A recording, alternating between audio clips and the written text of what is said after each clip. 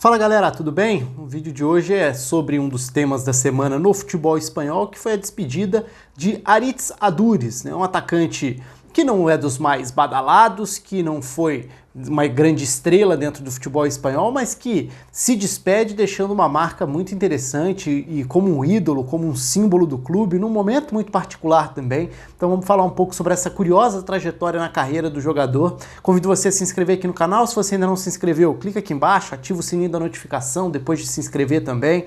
Deixa o seu comentário para você qual o tamanho do Aduriz aí nessa despedida em relação ao Athletic Bilbao. A sequência dos atacantes também, que eu vou citar algumas particularidades do Athletic Bilbao também, que é um clube que tem muitas particularidades, mas no caso dos centroavantes acaba sendo uma sequência curiosa também, e o Aduriz de certa forma encerra uma era, por que não? E claro, fique à vontade aí para compartilhar, para curtir o vídeo, para deixar outros comentários também. Então, para entrar no assunto do vídeo, falar sobre o Aduriz, que foi capa de jornal, não dava para ser diferente, foi capa do Marca, e uma bela capa, uma homenagem justíssima, também recebeu todas as homenagens do Athletic Bilbao na página, no Twitter. Não tem como não dizer que o Aduriz é um ídolo, é um símbolo. E a despedida dele também foi bastante delicada, né? Porque ele fala que o corpo dele pediu um basta, então ele resolveu aproveitar a oportunidade ou o momento para considerar que chegou o momento dele de parar. E por que aproveitar, entre aspas, o momento? Porque ele foi constatada a necessidade de passar por uma cirurgia. Ele falou, olha, agora com quase 40 anos é o momento realmente de parar, o corpo já pede. E isso é muito interessante porque o Aduriz, se a gente olhar para os últimos anos, foi um jogador que só cresceu, e aí entra o lado da particularidade que eu citava.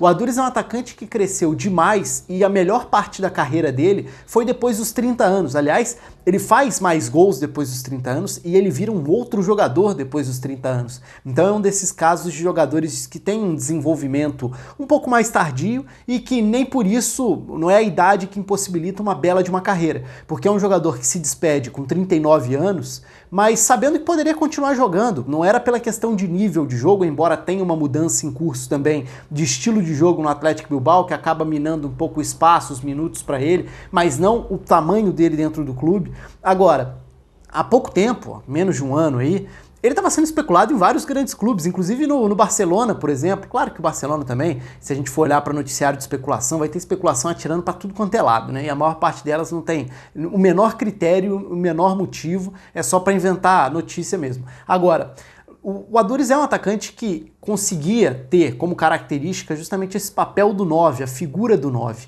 E aí é interessante observar esse desenvolvimento tardio dele, porque tem a ver também com uma história, uma tradição do Athletic Bilbao de ter camisas 9, centroavantes de sucesso que viraram símbolos do clube. Então, se a gente voltar para o meio dos anos 90, começava uma era Urzaiz, que foi um atacante que começa a carreira no Real Madrid sem sucesso, sem espaço, mas no Athletic Bilbao passaria muitos anos, viveria ali uma década como um centroavante, um trombador, um jogador de força física, de porte físico para dentro da área, um centroavante, cabeceador.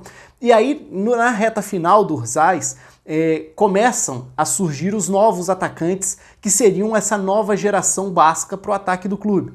E aí surgem dois nomes, Llorente e também o Aduriz. Então são dois jogadores que viveriam também carreiras de longevidade, de sucesso, mas que num primeiro momento acabavam disputando posição, né? O Urzaiz viveu ali um momento do Athletic Bilbao com alguns grandes jogadores, né, no clube. O Echeverría muitas vezes formou o ataque com ele, sendo um atacante um pouco mais de lado do campo. Tinha o Julen Guerreiro como meia também importante dentro daquele período, o Yeste como o meia importante também. Alguns jogadores que simbolizaram aquele período do Bilbao.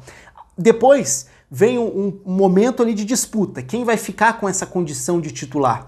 Em tese poderia ser o Aduriz, mas isso não acontece. E o Llorente é quem assume essa titularidade na sequência. Depois sairia, mas aí sim, para uma volta, e o Aduriz tem diferentes passagens pelo clube, para num último momento se consolidar. E talvez até por isso, né, depois de rodar por outros clubes, chegou a ter alguns bons momentos no Valência, por exemplo, mas se a gente pega essa última passagem do Aduriz no Athletic Bilbao, que é basicamente essa década, então essa década que representa o atacante pós 30 anos, O atacante, depois dos 31 anos, virou um goleador muito mais confiável, confiante, capaz de desequilibrar, capaz de virar essa referência que não só fazia parte dele, como empolgava muitas vezes o torcedor, cria essa identificação.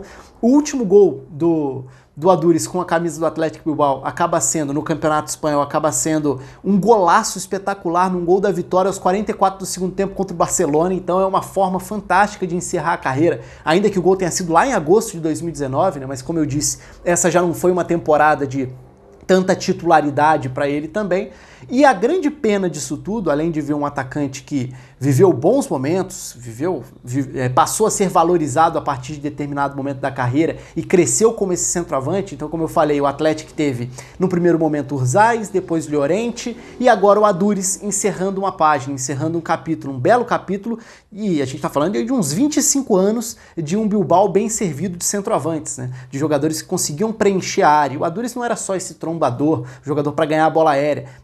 Ele aos poucos foi melhorando em outros recursos também para participar do jogo como pivô, além de ser um bom finalizador. Então ele garantia gols, mas não era aquele jogador alheio ao resto do funcionamento da equipe também. E a grande pena disso tudo é saber que ele vai ficar fora, que ele vai perder a final da Copa do Rei, né? É uma final que não tem data para acontecer, mas é a final muito aguardada. Eu falei sobre isso aqui no canal já tem bastante tempo, porque o futebol ficou parado muito tempo, né? Segue parado na Espanha, mas a final basca da Copa do Rei, né? O inédito confronto entre Athletic Bilbao e Real Sociedad, os dois grandes rivais bascos, na decisão.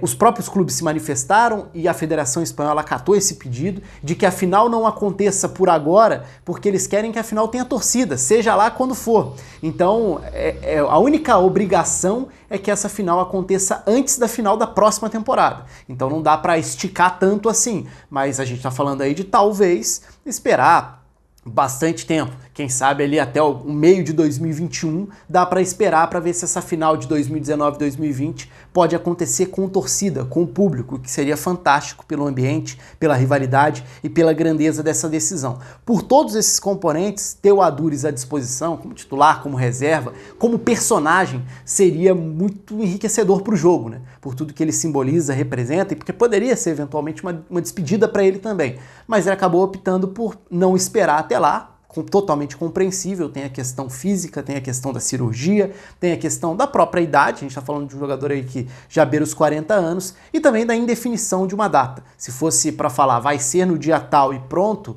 talvez até desse para projetar que ele pudesse jogar, mas não é o caso. Então a final da Copa do Rei perde um grande personagem, o Bilbao se despede de um ídolo, de um símbolo desses últimos anos, e vamos ver como serão as próximas páginas do Athletic Bilbao, porque nesses últimos 25 anos o clube quase sempre, até por estilo de jogo tradicionalmente falando, mas o clube quase sempre teve um centroavante goleador. São três nomes que marcaram aí nessa história dessas últimas 2 décadas e meia do Campeonato Espanhol, do futebol espanhol como um todo, e na história do clube basco também. Aliás, sobre particularidades do Bilbao, tem um livro da Grande Área, né, que fala sobre os segredos do futebol europeu, um livro muito interessante, e um dos capítulos é justamente sobre essa conexão do Athletic com o País Basco, das origens, das raízes, da mentalidade que faz com que os jogadores bascos queiram permanecer por lá, muitas vezes durante toda a carreira. Então muita gente se questiona, pô, esse cara poderia ter feito carreira fora, poderia ter sido personagem de uma grande transferência, poderia ter jogado num clube maior,